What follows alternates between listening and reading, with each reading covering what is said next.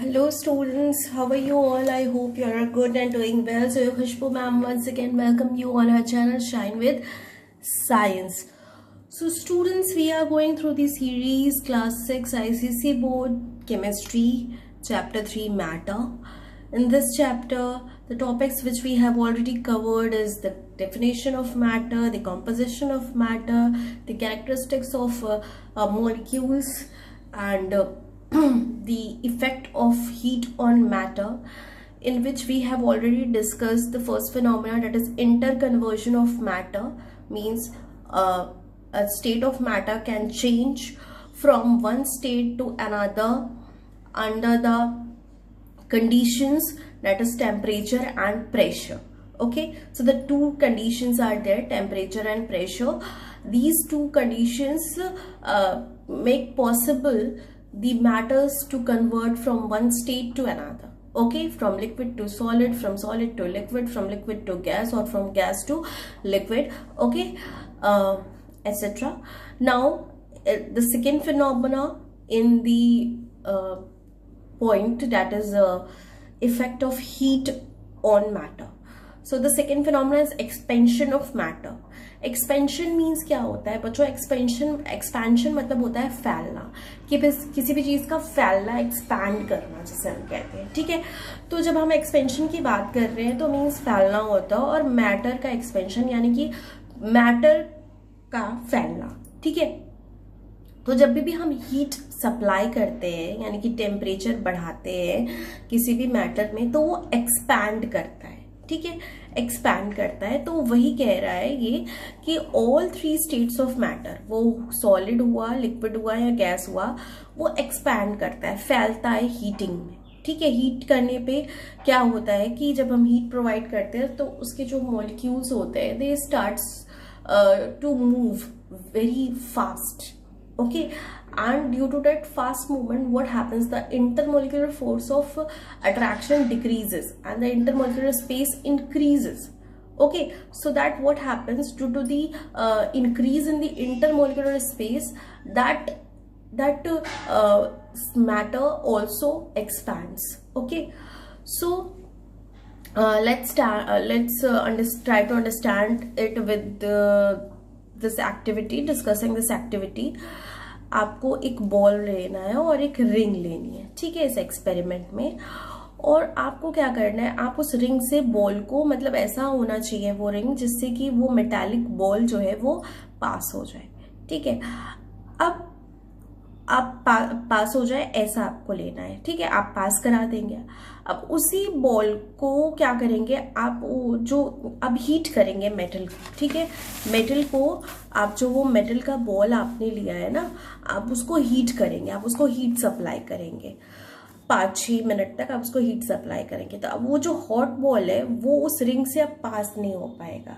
तो आपको क्या लगता है, ऐसा क्या हुआ कि अभी तो जब ठंडा था वो मेटालिक बॉल, तब वो रिंग से पास हो जा रहा था. अब जब वो गर्म हो गया है तो वो मेटालिक रिंग से पास नहीं हो पा रहा है.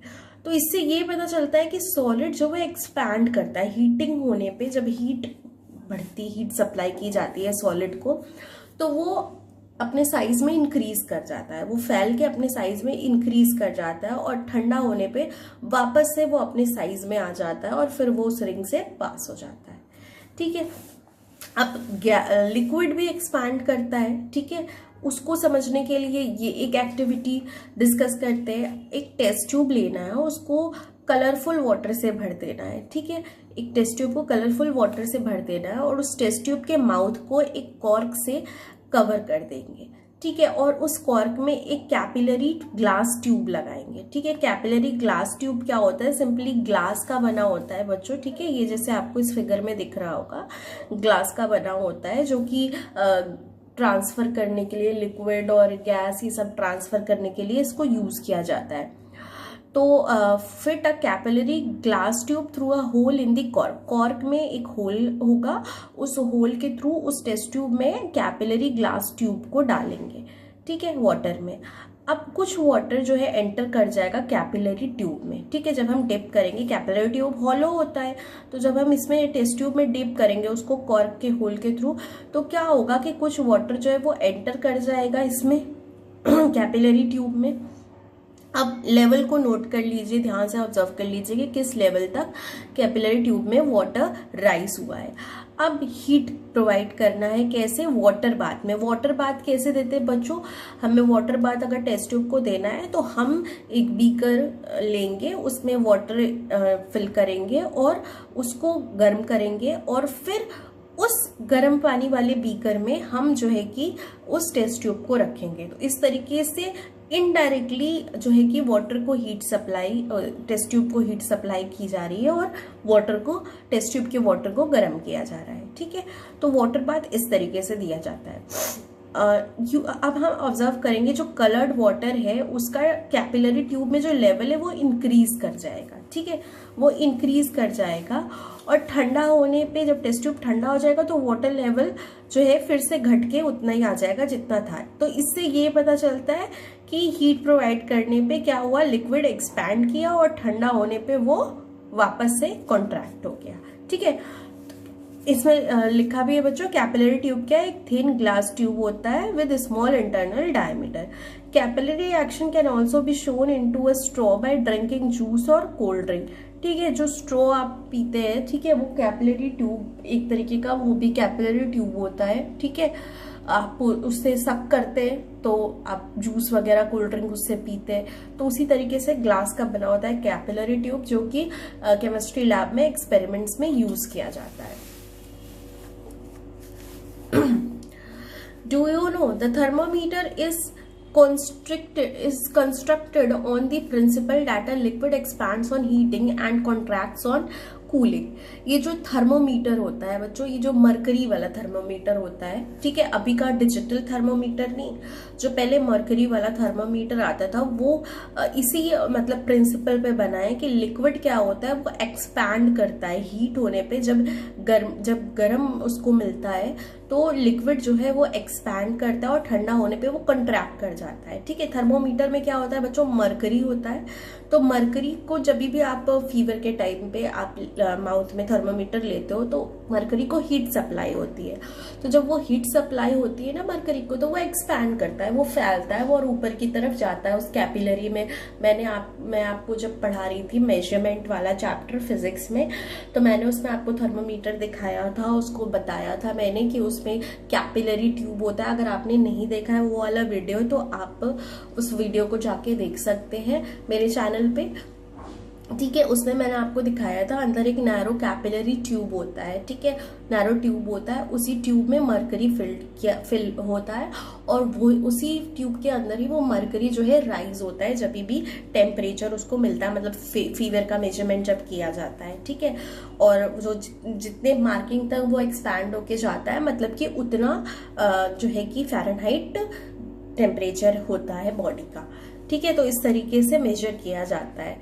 और जैसे ही हम मतलब रिमूव करते हैं बॉडी से थर्मोमीटर को, तो कुछ टाइम बाद धीरे धीरे जब वो ठंडा होता है तो वो मरकरी का लेवल वापस से डाउन हो जाता है। ठीक है, तो मरकरी क्या होता है, लिक्विड होता है रूम टेम्परेचर पे, इसीलिए उसको यूज किया जाता है थर्मोमीटर पे में। और वो जो है कि जब उसको हीट मिलती है तो वो एक्सपैंड करता है, फैलता है, ऊपर की तरफ जाता है, जितना हीट टेम्परेचर होता है उतनी टेम्परेचर तक फैलता है, और फीवर को बताता है कि इतना डिग्री फ़ारेनहाइट फीवर है। ठीक है, to show chemical expansion of a gas में कैसे थर्मल एक्सपेंशन होता है। ठीक है, to show thermal expansion gas में कैसे होता है, इसको देखने के लिए कुछ कलर्ड वाटर ले लीजिए बीकर में। ठीक है, उसमें कैपिलरी ट्यूब डालिए, तो dip its one end in the coloured water. तो उसका एक कैपिलरी ट्यूब का एक सिरा जो है आपको कलर्ड वाटर में वाले बीकर में डाल देना है। ठीक है, अब फिट कीजिए इस कैपिलरी ट्यूब को, तो मतलब डाल देना है, और एक ड्रॉप जो है कैपिलरी ट्यूब में कम से कम एक ड्रॉप आपको कलर्ड वाटर एंटर कर जाए, ऐसा होना चाहिए। ठीक है, एक ड्रॉप कम से कम एंटर कर जाए कैपिलरी ट्यूब में वाटर। अब इस कैपिलरी ट्यूब को एक कॉर्क में होल करके उसमें डाल के आप उसको टेस्ट ट्यूब में फिट कर दीजिए। ठीक है, अब हीट कीजिए आप टेस्ट ट्यूब को। ठीक है, जैसे इसमें आप देख रहे हैं फिगर में, ऐसे कुछ करना है। 1 ड्रॉप इसमें है कलर्ड वाटर। अब हीट करिए टेस्ट ट्यूब को। कुछ समय के बाद क्या होगा, आप ऑब्जर्व करेंगे जो ड्रॉप ऑफ वाटर है वो ऊपर की तरफ मूव कर रहा है। ठीक है, वो ऊपर की तरफ मूव कर रहा है। ऐसा इसलिए हो रहा है क्योंकि जो टेस्ट ट्यूब में एयर है ना, वो गर्म होने पे वो एक्सपैंड करके फैल के वो ड्रॉप को ऊपर की तरफ ढकेल रहा है। अब टेस्ट ट्यूब को ठंडा होने दीजिए तो वाटर फिर से नीचे आ जाएगा। ठीक है, वाटर फिर से नीचे अपनी जगह पे आ जाएगा। इससे हमें पता चलता है कि एयर जो है ठंडा होने पे वो कंट्रैक्ट कर गया और हीट होने पे वो फैल गया। ठीक है, तो बेसिकली इसका जस्ट ये है बच्चों की कोई भी स्टेट ऑफ मैटर है तो वो जब हम उसको हीट सप्लाई करते हैं तो वो फैलता है। ठीक है, तो हीट का ये एक इफेक्ट होता है। ठीक है, पहला इफेक्ट था कि हीट प्रोवाइड करने पे मैटर जो है एक फॉर्म से दूसरे फॉर्म में चेंज हो जा रहा है। ठीक है, एक स्टेट से दूसरे स्टेट में कन्वर्ट हो जा रहा है। ठीक, और दूसरा क्या है बच्चों कि हीट प्रोवाइड करने पे हीट प्रोवाइड की जाती है अगर मैटर को, तो वो एक्सपैंड करता है। ठीक है, अब क्या हो रहा है, तीसरा जो फिनोमेना है, क्या होता है कि हीट प्रोवाइड करने पे जब मैटर को हीट प्रोवाइड किया जाता है तो कुछ केसेस में केमिकल चेंजेस भी होते हैं। ठीक है, मतलब पूरा का पूरा केमिकल कॉम्पोजिशन ही चेंज हो जाता है उस मैटर का। ठीक है, आइए देखते हैं कैसे। केमिकल चेंज क्या होता है, एक परमानेंट चेंज होता है। बिल्कुल एक नया सब्सटेंस फॉर्म हो जाता है पुराने सब्सटेंस की जगह। ठीक है, जो प्रॉपर्टीज होती है न्यू सब्सटेंस की वो पूरी तरीके से क्या होती है बच्चों, डिफरेंट होती है ओरिजिनल सब्सटेंस से। बिल्कुल जो है कि डिफरेंट होती है उसकी प्रॉपर्टीज। ठीक, हीटिंग से क्या होता है, केमिकल चेंज आ जाता है सब्सटेंस में। इसको हम एक एक्टिविटी से दिखा सकते हैं। मतलब आपको एक पीस ऑफ पेपर लेना है, उसको जला देना है। आप जब एक पेज लेके आपने जरूर जलाया होगा बच्चों, तो जलाने पे क्या होता है, हीट आपने जब पेपर एक मैटर है, आपने उसको जलाया और जलाने पे बिल्कुल आपको एक नया चीज ऑब्टेन होता है, दैट इज ऐश। वो बिल्कुल ब्लैक कलर का होता है। ठीक है, और आपको वो ऐश ऑब्टेन होता है। अब वो क्या है, वो एक बिल्कुल ही एक नया सब्सटेंस है। राइट, वो बिल्कुल ही एक नया सब्सटेंस है। आप वापस से उसको रिकवर भी नहीं कर सकते, आप उस ऐश से वापस से पेपर भी नहीं बना सकते हो। राइट, तो इसमें बेसिकली क्या होता है कि केमिकल चेंजेस जब होते हैं हीट प्रोवाइड करने पे, तो बिल्कुल एक न्यू सब्सटेंस फॉर्म होता है और आप मतलब ये रिवर्सिबल नहीं होता, इट इज नॉट रिवर्सिबल। ठीक है, जैसे इंटर कन्वर्जन जो हो रहा था स्टेट्स ऑफ मैटर का, वो रिवर्सिबल था। ठीक है, आपका ये जो एक्सपेंशन हो रहा था वो भी ठंडा होने पे चलो रिवर्स हो जा रहा था। लेकिन जब केमिकल कॉम्पोजिशन में चेंजेस आते हैं बच्चों, तो ये वापस से रिवर्स नहीं हो सकता है, रिकवर उसी ओरिजिनल सब्सटेंस को हम नहीं कर सकते। कागज एक बार जल गया तो वो जल गया, वो वापस से कागज नहीं बन सकता। ठीक है, वो ऐश फॉर्म में ही रहेगा। तो और उसका केमिकल कॉम्पोजिशन भी बिल्कुल डिफरेंट रहेगा। ठीक है, एक एग्जाम्पल और है जिसमें फिजिकल और केमिकल चेंज दोनों होता है। ठीक है, कैंडल जब आप जलाते हैं बच्चों, मोमबत्ती आप सभी के घर में होगा, दिवाली पे मोमबत्ती जलाई जाती है, बर्थडेज में मोमबत्ती जलाई जाती है। तो जब कैंडल जलाते हैं आप बच्चों, तो आप देखते हैं कि जो क्या होता है कि कैंडल धीरे धीरे छोटी होती जाती है साइज में। राइट, कि इससे छोटी होती जाती है। पहले वो जो वैक्स होता है सॉलिड फॉर्म में वो मेल्ट होता जाता है। ठीक है, वो मेल्ट होता है और मेल्ट होते होते फिर वो जो है कि कन्वर्ट हो जाता है, वो पूरा उड़ जाता है वेपर के फॉर्म में।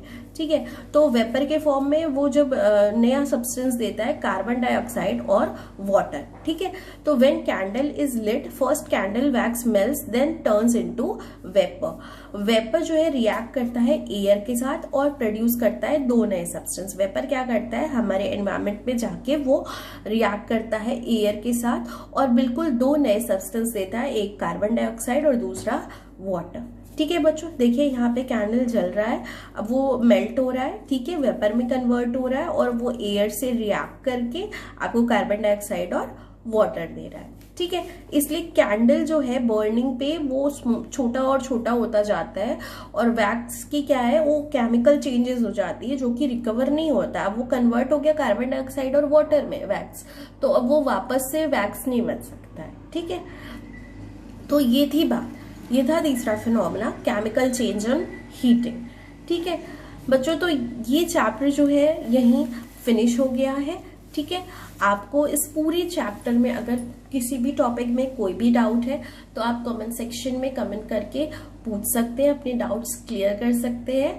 अगर आप नए हैं मेरे चैनल पे तो मेरे चैनल को सब्सक्राइब करिए स्टूडेंट्स, और बेल आइकन को प्रेस करना ना भूलें ताकि आने वाले वीडियोस की नोटिफिकेशन आपको मिल सके। और साथ ही साथ अब बात रहेगी इसके एक्सरसाइजेस की, तो इसके एक्सरसाइजेस हम नेक्स्ट वीडियो में डिस्कस करेंगे। एक्चुअली इसके फर्स्ट 2 एक्सरसाइजेस हम ऑलरेडी डिस्कस कर चुके हैं अपने पिछले 2 वीडियोस में, ठीक है। फर्स्ट एक्सरसाइज और सेकेंड एक्सरसाइज, थर्ड एक्सरसाइज और ऑब्जेक्टिव टाइप क्वेश्चंस हम अपने नेक्स्ट वीडियो में डिस्कस करेंगे।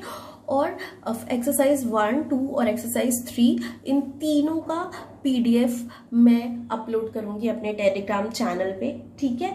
और वहां से आप उसको डाउनलोड कर सकेंगे, और वो वीडियो में और वो जो पीडीएफ मैं अपलोड करूंगी अपने टेलीग्राम चैनल पे, वो इस अपने नेक्स्ट वीडियो के अपलोडिंग के बाद करूंगी। ओके स्टूडेंट्स, तब तक के लिए आप मेरे वीडियो को लाइक कीजिए, शेयर करना मत भूलिएगा, और see you in the next video, ठीक है। आई होप आप सब बहुत अच्छे होंगे और अपना ख्याल रख रहे होंगे और पढ़ाई भी कर रहे होंगे, ठीक है मेरे प्यारे बच्चों। तो मिलते हैं आपसे नेक्स्ट वीडियो में। Till then have a good day, bye, see you.